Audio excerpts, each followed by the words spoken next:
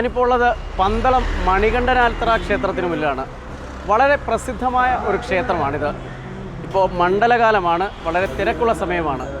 ഈ അമ്പലത്തിൻ്റെ വിശേഷങ്ങളാണ് ഇവിടെ നമുക്കറിയാനുള്ളത്. വളരെ വലിയൊരു അന്നദാനം നടക്കുന്ന ഒരു ക്ഷേത്രം കൂടെയാണ്. നമുക്കിതിൻ്റെ വിശേഷങ്ങൾ ചോദിച്ചറിയാം.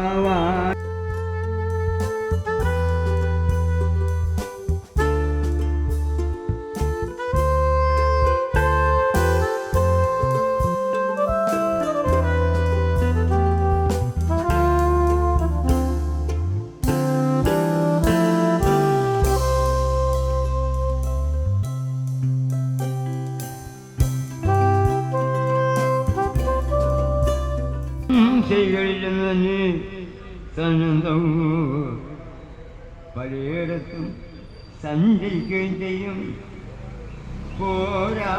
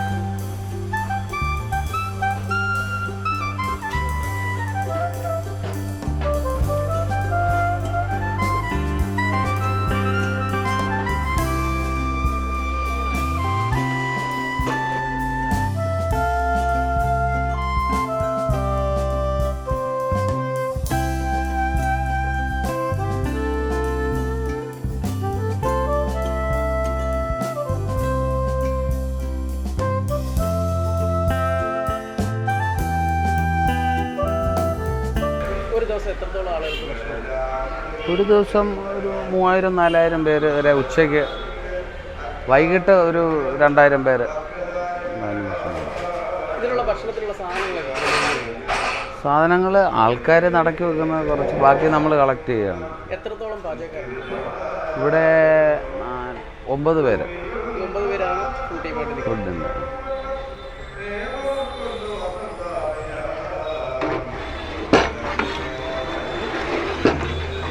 ഈ അസ്ത്രമാണ്, ഇത് അസ്ത്രം.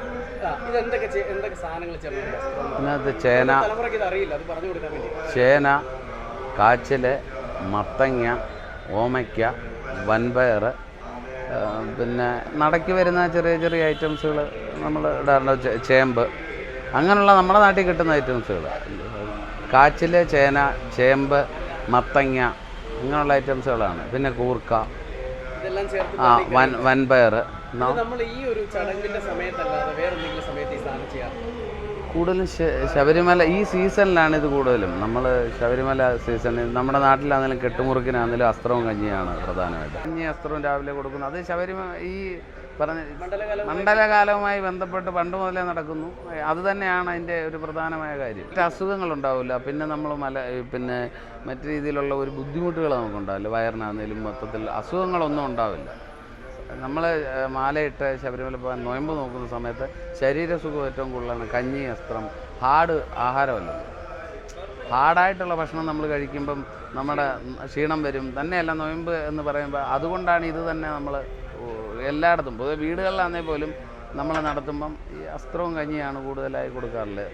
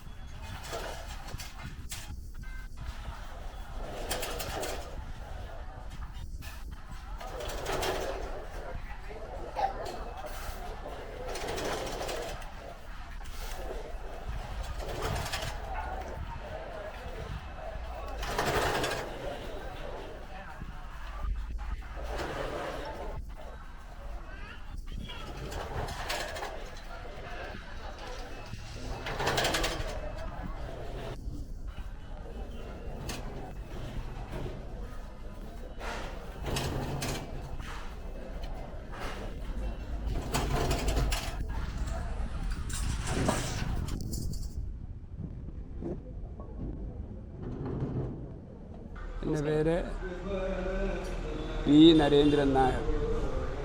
ഞാൻ അഖില ഭാരത അയ്യപ്പ സേവാ സംഘത്തിൻ്റെ സംസ്ഥാന പ്രസിഡൻറ്റും പന്തളം ശാഖയുടെ സെക്രട്ടറിയുമാണ്.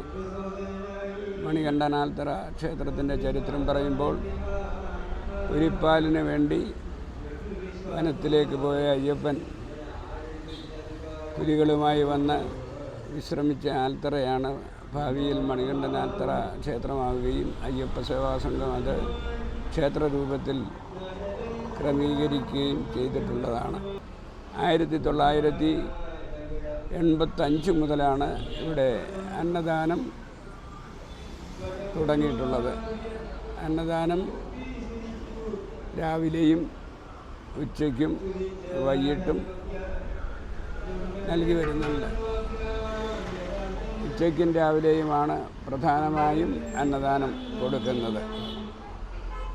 ഇത് എത്രയും കൂടുതൽ ആളുകൾക്ക് വളരെ സ്വാദിഷ്ടമായി പാചകം ചെയ്യുന്നതിന് ആവശ്യമായ ക്രമീകരണങ്ങളും അതിനുള്ള ആളുകളും നമുക്ക് ഉണ്ട്.